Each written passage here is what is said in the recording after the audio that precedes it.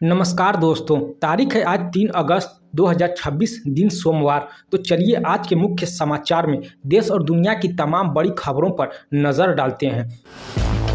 पप्पू यादव पर दिल्ली आवास में चप्पल फेंकी, समर्थकों ने युवक को पकड़ा।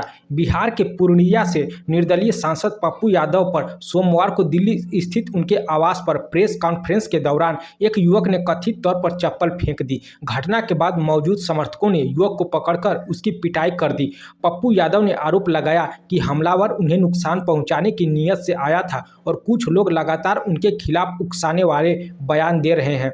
पुलिस मामले की जांच कर रही है। आरोप है कि घटना में सुमित गिरी गोस्वामी और हैप्पी शर्मा नाम के 2 युवक शामिल थे। दूसरी ओर हैप्पी शर्मा ने हमला करने से इनकार करते हुए कहा कि वे केवल विरोध दर्ज कराने पहुंचे थे। सीजेपी संस्थापक अभिजीत दीपके के परिवार की आर्थिक जांच की मांग।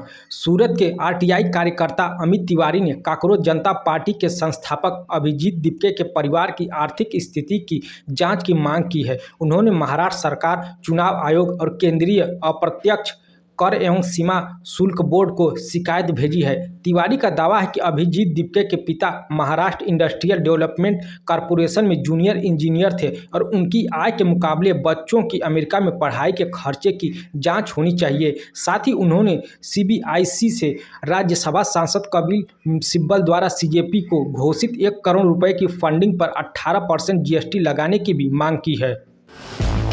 मायावती ने समधी अशोक सिद्धार्थ को बीएसपी से फिर निकाला।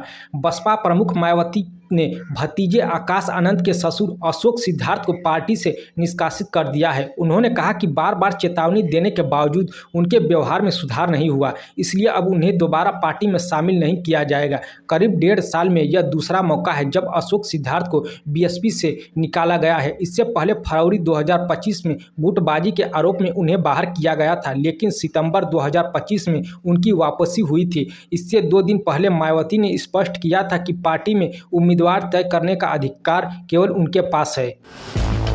ट्रंप ने ईरान पर प्रस्तावित सैन्य हमला फिलहाल टाला।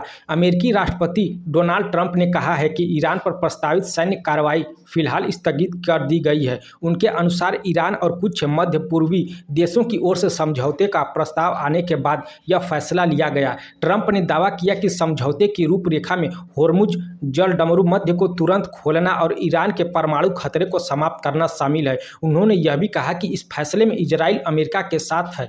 वहीं एक मीडिया रिपोर्ट्स के अनुसार सऊदी अरब के क्राउन प्रिंस मोहम्मद बिन सलमान ने ट्रंप से संयम बरतने और संभावित सैन्य कार्रवाई टालने का अनुरोध किया था। तिरुपति बालाजी पहुंचे हार्दिक पांड्या, सिर मुंडाकर की पूजा। भारतीय क्रिकेट टीम के स्टार ऑलराउंडर हार्दिक पांड्या तिरुपति बालाजी मंदिर पहुंचे, जहां उन्होंने सिर मुंडवाकर पूजा अर्चना की। इस दौरान उनकी गर्लफ्रेंड माहिका शर्मा भी उनके साथ मौजूद रहीं और दोनों पारंपरिक सफ़ेद वस्त्रों में नजर आए।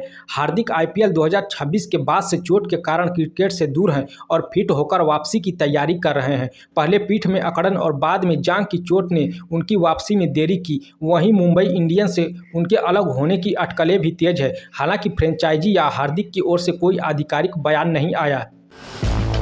फ्लिपकार्ट की फूड डिलीवरी में एंट्री। 15 अगस्त से शुरू हो सकती है नई service. E commerce company Flipkart अब ऑनलाइन फूड डिलीवरी कारोबार में कदम रखने जा रही है। कंपनी की नई सर्विस सीधे तौर पर जोमेटो और स्विगी को टक्कर दे सकती है। फ्लिपकार्ट के सीईओ कल्याण कृष्णमूर्ति ने इस पुष्टि की है कि इस सेवा का पहला पायलट प्रोजेक्ट 15 अगस्त के आसपास बेंगलुरु में शुरू किया जा सकता है। ग्राहक फ्लिपकार्ट के मुख्य ऐप के जरिए खाना ऑर्डर कर सकेंगे। इसके अलावा कंपनी इस सेवा के लिए एक अलग ऐप लॉन्च करने की भी तैयारी कर रही है।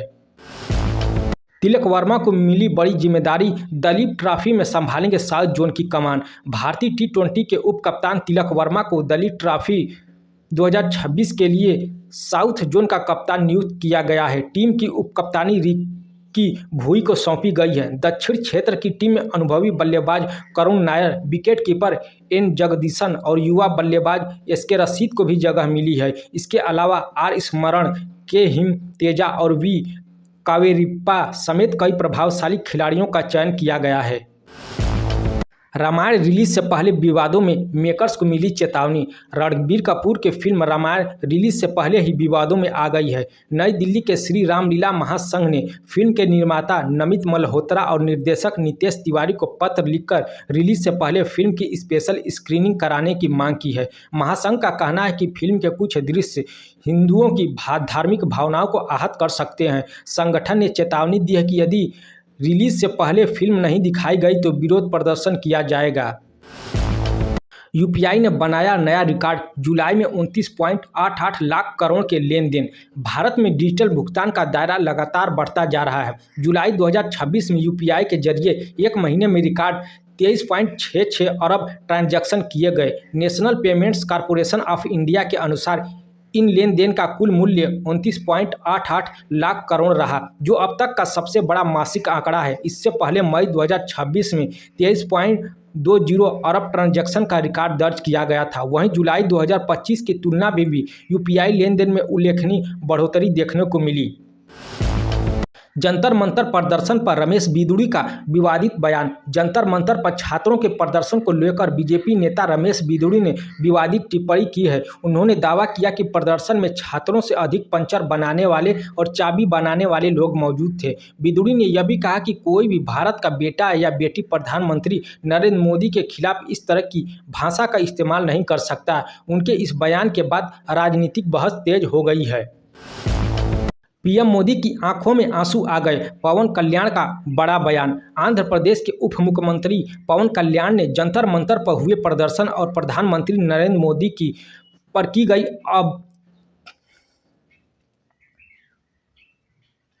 पीएम मोदी की आंखों में आंसू आ गए। पवन कल्याण का बड़ा बयान। आंध्र प्रदेश के उप मुख्यमंत्री पवन कल्याण ने पीएम मोदी की आंखों में आंसू आ गए। पवन कल्याण का बड़ा बयान। आंध्र प्रदेश के उप मुख्यमंत्री पवन कल्याण ने जंतर मंतर पर हुए प्रदर्शन और प्रधानमंत्री नरेंद्र मोदी पर की गई कथित अभद्र टिप्पणियों को लेकर प्रतिक्रिया दी है। उन्होंने कहा कि जो व्यक्ति जितना अधिक काम करता है उसकी उतनी ही आलोचना होती है। पवन कल्याण के अनुसार इन टिप्पणियों से प्रधानमंत्री भावुक हो गए और उनकी आंखों में आंसू आ गए। उन्होंने कहा कि नई पीढ़ी शायद यह नहीं समझती कि प्रधानमंत्री ने देश के लिए किन चुनौतियों और संघर्षों का सामना किया है। लोग मेरे पिंपल्स देखते थे, आंखें नहीं। साई पल्लवी का पुराना इंटरव्यू वायरल। फिल्म रामायण में सीता का किरदार निभा रही साई पल्लवी इन दिनों चर्चा में है। उनके लुक को लेकर सोशल मीडिया पर अलग अलग प्रतिक्रियाएं सामने आ रही हैं। इसी बीच उनका एक पुराना इंटरव्यू वायरल हो रहा है, जिसमें उन्होंने बताया कि फिल्म प्रेमम से पहले वह अपने चेहरे के पिंपल को लेकर काफ़ी परेशान रहती थी और कई तरह की फेयरनेस क्रीम्स इस्तेमाल करती थी। साई पल्लवी ने कहा था कि लोग अक्सर उनके चेहरे के पिंपल पर ध्यान देते थे, उनकी आंखों पर नहीं। केरल में भारी बारिश का कहर, 8 की मौत। राहुल गांधी ने जताया दुख। केरल में मूसलाधार बारिश और भूस्खलन ने भारी तबाही मचाई है। मुख्यमंत्री वीडी सतीशन के अनुसार बारिश से जुड़ी घटनाओं में अब तक 8 लोगों की मौत हो चुकी है, जबकि 8 लोग लापता हैं और 13 लोग घायल हैं। लगातार बारिश के कारण कई नदियां और बांध उफान पर हैं। राज्य में हालात गंभीर बने हुए हैं और प्रशासन को हाई अलर्ट पर रखा गया है। वहीं कांग्रेस नेता राहुल गांधी ने इस त्रासदी पर गहरा दुख जताया। उन्होंने मृतकों के परिजनों के प्रति संवेदना व्यक्त की, लापता लोगों की सुरक्षित वापसी और घायलों के जल्द स्वस्थ होने की कामना की। यूएस का नया वीजा नियम लागू, अब देना होगा 17 लाख तक का बॉन्ड। अमेरिका ने वीजा बॉन्ड प्रोग्राम को अस्थायी रूप से लागू कर दिया है। नए नियम के तहत कुछ देशों के नागरिकों को बिजनेस B1 और टूरिस्ट B2 वीजा जारी होने से पहले